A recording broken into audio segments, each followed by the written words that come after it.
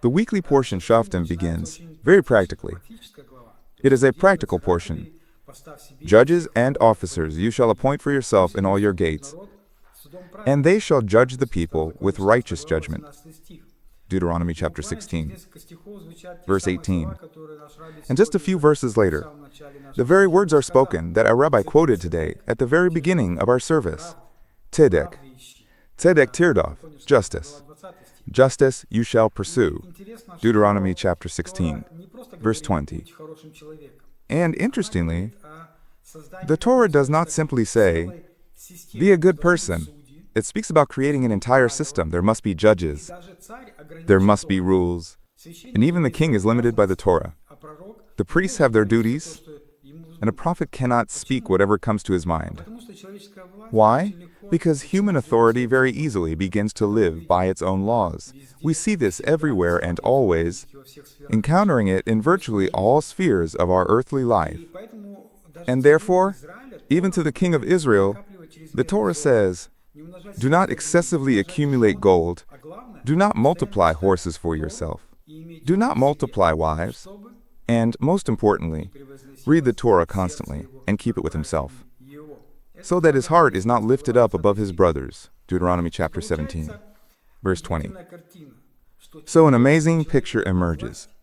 The more authority a person is given, the more he himself must be under the authority of God's word. But further on, Shoftim speaks not only about authority. This portion also tells us about a very powerful human factor that the rabbi mentioned today as well, fear. And before battle, the priest was to say to the people, let not your heart faint. Do not fear.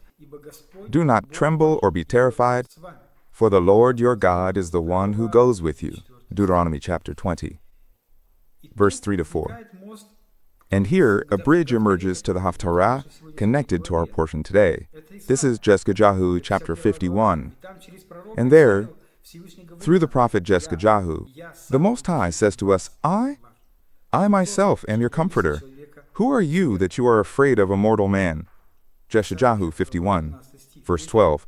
And this is a very interesting connection. In the Torah, Israel stands before an actual or physical enemy and hears, do not fear. And when we move to the time of Jeschajahu, the people have already experienced the heavy consequences of their mistakes. The pressure of the nations, war, and exile. And they hear these words again that the Most High speaks through his prophet. Do not fear. Why? Not because danger does not exist, but because fear should not become our judge. At the beginning of Shoftim, God says, set right judges in your gates. But inside a person, there are also gates. What do we let into our heart? What do we allow to determine our decisions? Whose voice do we ultimately believe? And sometimes, or often, fear sits in the judge's seat inside us.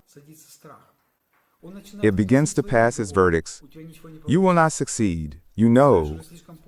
It is already too late. Look, what will people say? It is better to change nothing. It is better to remain silent. But God says through Jeschajahu, who are you that you are afraid of a mortal man? And here we remember the words spoken by Jeschua, Matthew chapter 10, verse 28. Do not fear those who kill the body but cannot kill the soul. This is practically the same spiritual logic.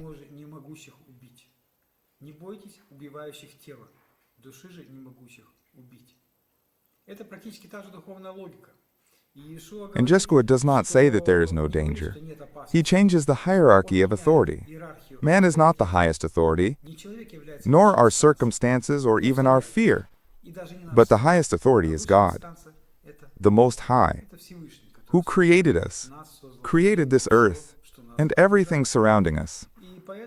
And therefore, for each of us, one of the questions of Shoftim should sound today like this: whom have I set as a judge at my gates? God's word or human opinion? God's truth or my own fear? And that is probably why the Torah repeats twice. Tzedek, tzedek, tirdof, justice. Justice you shall pursue. Righteousness does not happen by itself. One has to pursue it, sometimes despite the pressure of the majority, sometimes despite one's own fear. And Jeschajahu gives us a foundation for this. speaking the words of the Most High addressed to us, I myself am your comforter.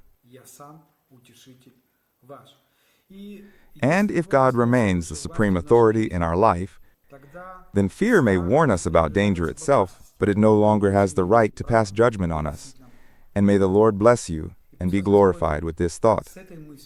Shabbat Shalom. Shabbat Shalom.